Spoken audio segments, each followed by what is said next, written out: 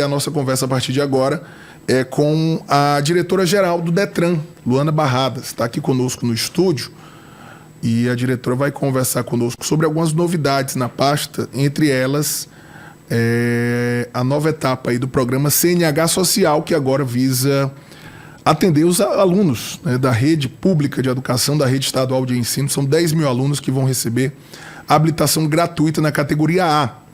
É uma forma de ampliar as oportunidades e principalmente também reforçar a segurança no trânsito, especialmente entre os jovens motociclistas. A gente sabe bem que, infelizmente, os jovens são, na maioria das vezes, vítimas de acidentes, muitos acidentes envolvendo pessoas não habilitadas, e essa política pública tem como objetivo capacitar esses jovens logo ao completarem 18 anos. Diretora, bom dia, seja bem-vinda aqui ao nosso estúdio. A avaliação que a senhora faz dessa ampliação do programa CNH Social agora para os alunos da rede estadual. Foi lançado na semana passada, já está disponível a inscrição. Qual é o balanço desse início do trabalho? Bom dia. Bom dia, Natanael. Bom dia, Chico Gomes. Bom dia, João Magalhães. E bom dia a todos que nos assistem. Então, na verdade, a gente já está na primeira fase desse programa da CNH Social, né? Onde a gente já passou pela fase de inscrições, edital já foi lançado, os alunos já passaram pelo cadastro, exame médico, psicotécnico. A gente já está na fase das aulas, né? Semana passada teve a aula inaugural, né? Com a presença do nosso governador, presença do secretário de Educação, Washington Bandeira.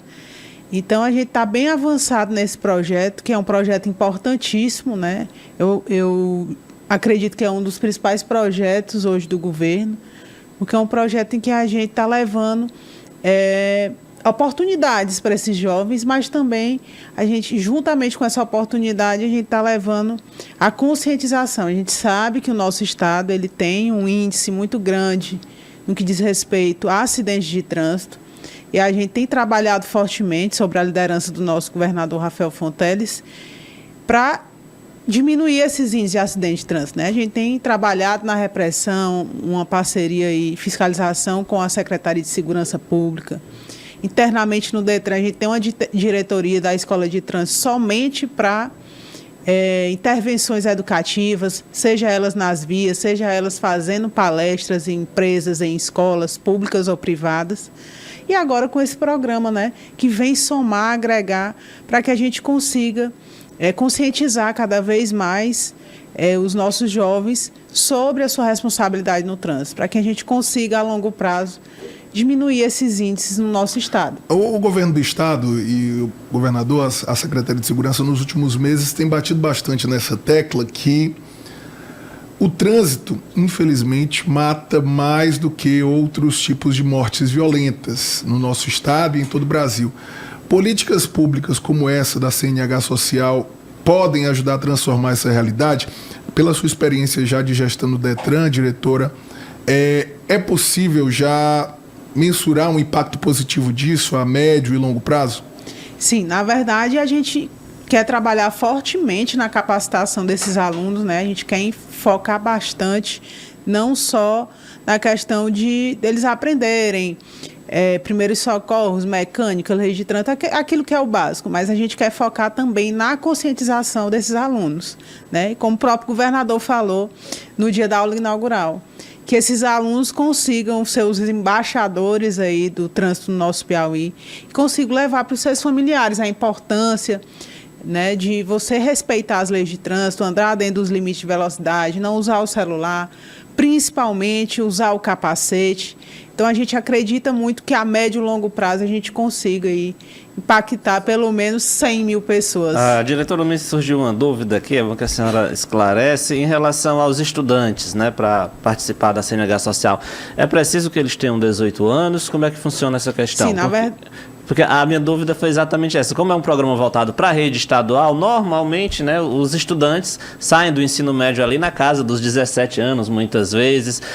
Como é que funciona essa questão da idade? É para todos os alunos? É só para quem tem acima de 18 anos? Ou, de repente, aquele jovem que concluiu o ensino médio todo aos 17, aí ele não vai ter acesso, ou ele pode, de repente, lá na frente ser contemplado? É uma dúvida que realmente me surgiu no momento. Na verdade, a maioria dos alunos tem ali 17 completando 18 anos, né? Então, aqueles que estão completando 18 anos, que têm mais de 18 anos, eles têm a possibilidade de participar.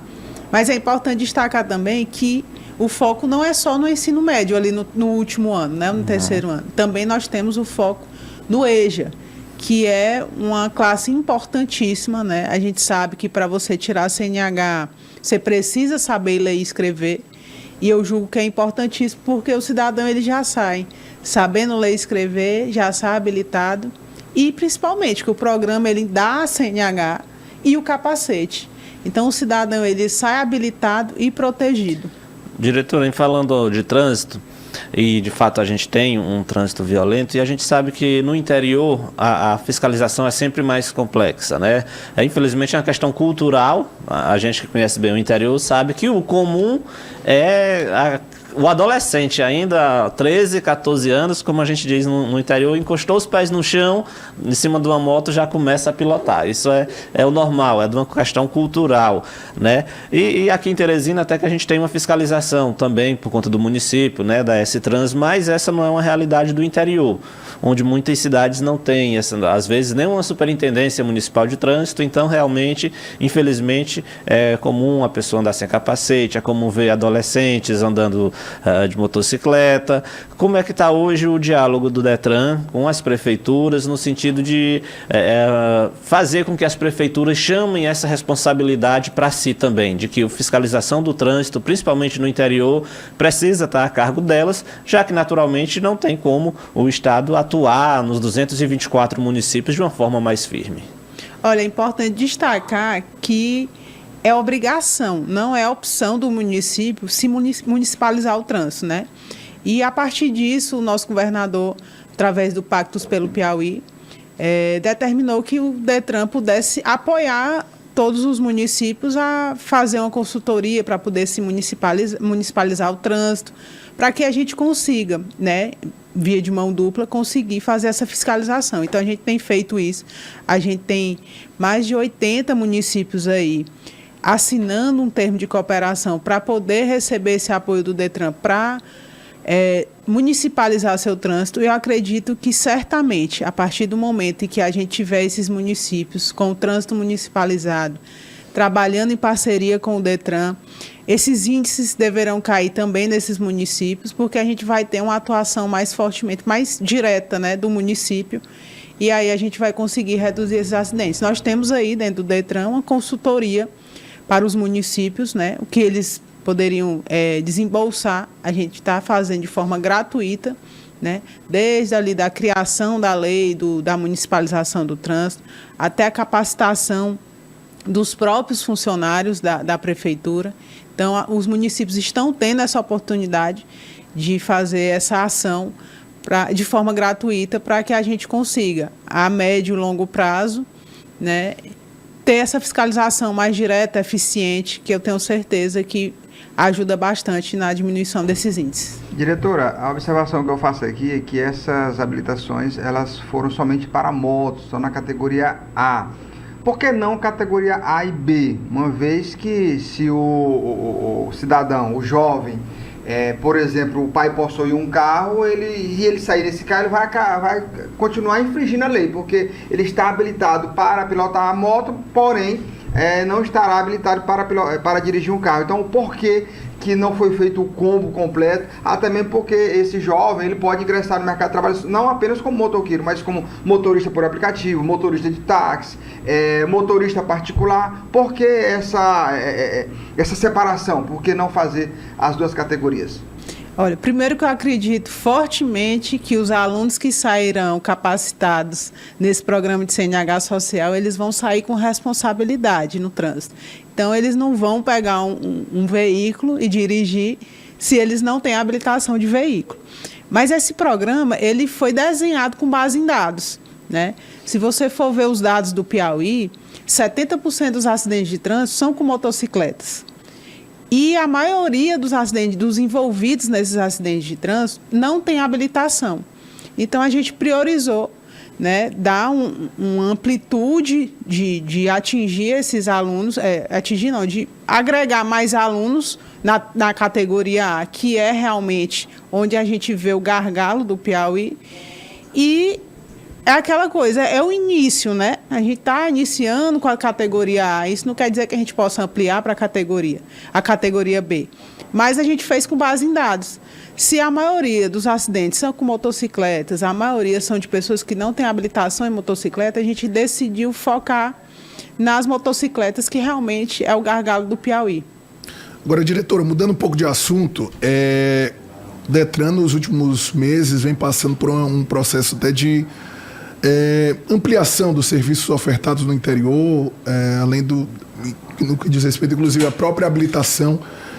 Qual o panorama que nós temos hoje e que a senhora pode destacar a respeito, por exemplo, da realização dos exames práticos nos municípios do interior?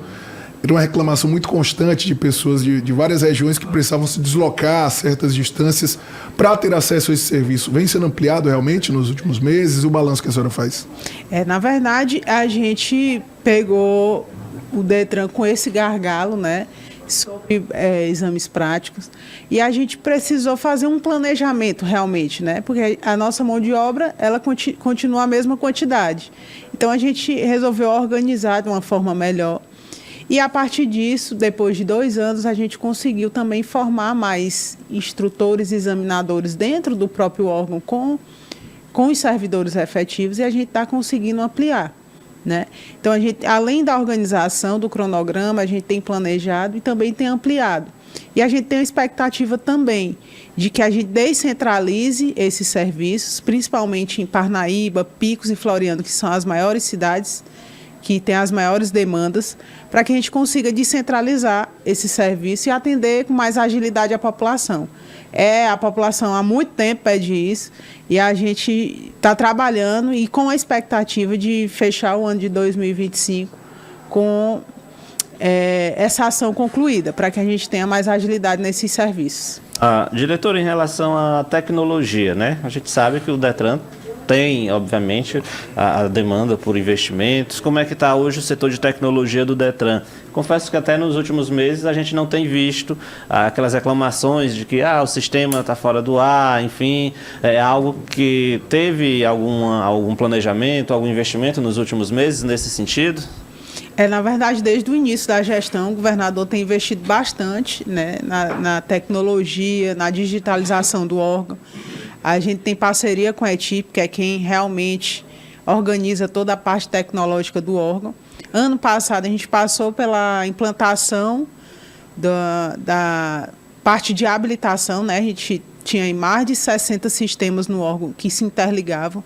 Hoje em dia, a gente está caminhando para ter somente uma plataforma, né? Então, ano passado, a gente teve momentos de turbulência, porque a gente mudou a parte de habilitação, né? Mas hoje em dia a parte de habilitação está 100% ajustada, né? A gente vai agora passar para o período de inovações, né? Que acredito que até o final do ano a gente vai ter vamos ter muitas novidades. Estamos agora na parte de implantação, finalizando a implantação da parte de veículos, que é a última parte para o Detran realmente ficar com uma plataforma única. E a gente acredita que também, até o final do ano, a gente vai poder, por exemplo, transferir um veículo sem precisar ir ao Detran. Então, são inovações que a gente espera que, a partir do final do ano, a gente tenha de renovar a sua CNH de casa, indo somente no médico, transferir seu veículo de casa, além de colocar aí mais de 90% dos serviços do órgão, todos de maneiras digitais, que você consiga ir fazer da palma da sua mão. Diretora, eu quero perguntar à senhora quando é que o Detran vai voltar a fazer aquelas campanhas educativas, aquelas blitz educativas para orientar a população, para panfletar, colocando para a população a importância de respeitar as leis de trânsito, e não somente aquelas blitz onde o cidadão é atuado ou tem o seu veículo apreendido por estar irregular. Na verdade, a gente já retornou isso desde 2023, né? A gente tem trabalhado fortemente, palestras educativas em escolas, intervenções educativas nas vias, a gente tem projetos como a Ciranda, que é um projeto lindíssimo, onde a gente leva a educação no trânsito para crianças ali de 4 a 6 anos, nas escolas municipais ou estaduais que têm o ensino infantil. Então, a cada período que passa, a gente tem fortalecido cada vez mais as intervenções educativas dentro do DETRAN. E em relação às sinalizações, as vias, porque tem muitas vias, não só municipais, mas vias estaduais que falta a sinalização, às vezes acaba até ocasionando um acidente porque o cidadão pega a via, não vê nenhuma sinalização e aí às vezes excede a velocidade ou às vezes não sabe que vai ter um obstáculo à frente e acaba se envolvendo em um acidente. Quando é que o DETRAN vai começar a sinalizar algumas vias que, não só aqui na Grande Teresina, mas em diversas PIs aí, Piauí afora? Nós iniciamos agora, no final no final de maio, início de junho, já estamos em Amarante, Coivaras, estamos indo para Uruçuí, então a gente tem uma expectativa de aí, até o final do ano, a gente ter sinalizado pelo menos 15 a 20 municípios do estado do Piauí, né, levando uma segurança viária para a população piauiense. Bom, nós temos algumas participações aqui no WhatsApp, né, a nossa audiência participando. Diretora, tem uma pergunta aqui do Jairo. O Jairo Robert pergunta o seguinte: bom dia, pergunte à diretora quanto está o valor da taxa de renovação CNH carteira B. É o Jairo, está perguntando. A taxa eu não sei assim, decorado, porque o órgão tem inúmeras taxas, mas é por volta de 200 e poucos reais. Tem mais uma pergunta aqui da nossa audiência, mensagem de áudio. Bom dia, Natanael. Meu nobre, eu queria que você aproveitasse e perguntasse aí à diretora do DETRAN como é que ficou aquela questão aquele problema lá do DETRAN com as autoescolas, com alguns servidores de autoescola, com alguns servidores do DETRAN que estavam envolvidos naquele escândalo de tirar a carteira de forma irregular. Se tem alguém punido, algum servidor do DETRAN punido, se já finalizou o processo.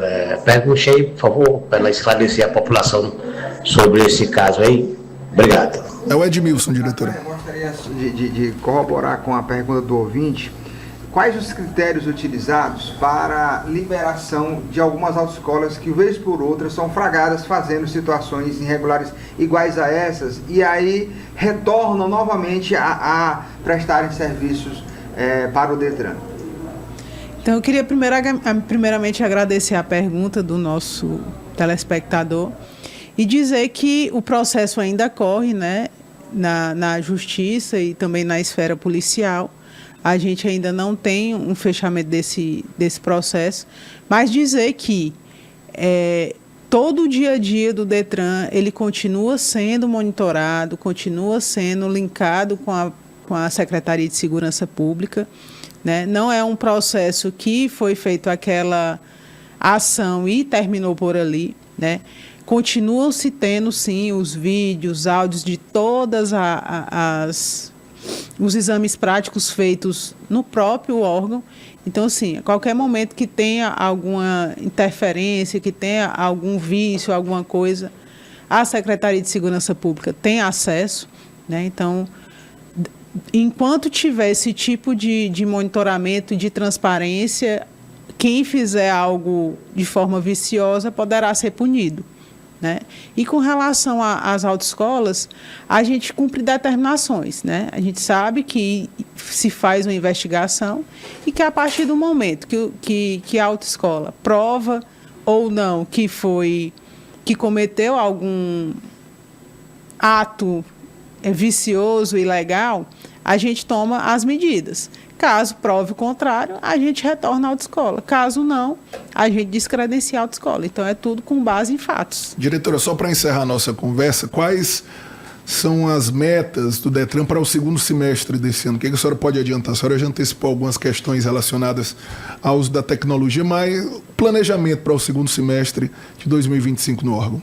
Então, na verdade, a gente tem um planejamento de finalizar o ano com as inovações tecnológicas, né? Acabei de citar aqui que a gente tem a expectativa de terminar o ano, por exemplo, transferindo veículo de maneira online sem você ir presencial no órgão.